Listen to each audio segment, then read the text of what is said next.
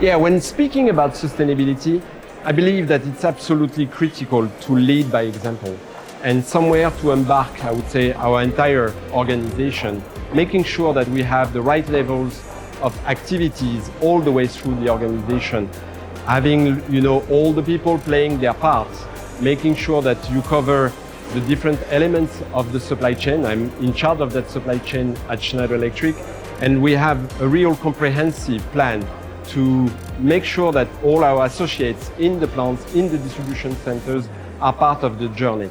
We engage also with our, I would say, ecosystems. On one side, our customers, but also upstream with our suppliers. And really driving the entire ecosystem makes that difference in order to, I would say, convince the naysayers or the people that are still doubting about the importance of sustainability. When talking about the global challenges, I think we can probably frame them into three key elements. Number one is how we transition from fossil fuel economy towards more of a renewable energy-based economy and industry.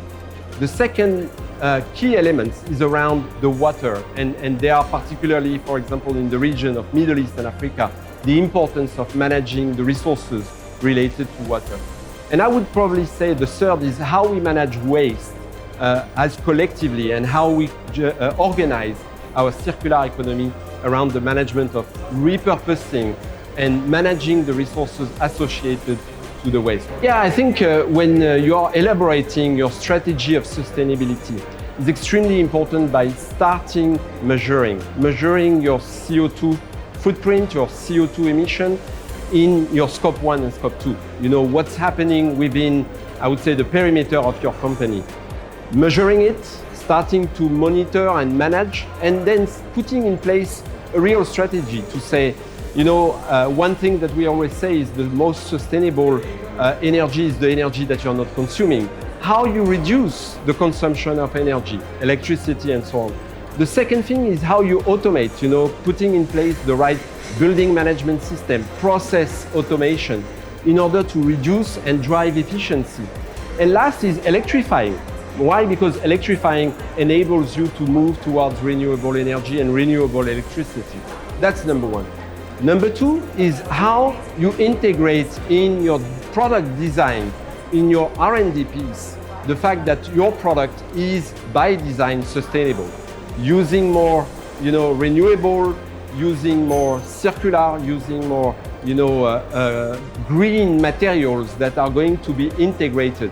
I would say the third element of the strategy of sustainability would be really embarking your scope 3, all your suppliers and the suppliers of your suppliers in your, I would say, program. And we are quite proud at Schneider to talk about the Zero Carbon project, where we have embarked with 1,000 suppliers to drive the reduction by 50% of their CO2 emission by 2025. Well, I think the challenge we are all facing on sustainability is broader than just the perimeter of our own organization, our own company. As I would say, describe it as an ecosystem, embarking customers, embarking suppliers, suppliers of suppliers, sharing practices, connecting all together in order to, I would say, transform and make sure that we are making those things happen. So this is an absolute necessity to engage with the ecosystem and drive this transformation around sustainability as, I would say, a partnership across the value chain. Well, today I'm here in Dubai and, with the Economist Impact Forum on supply chain.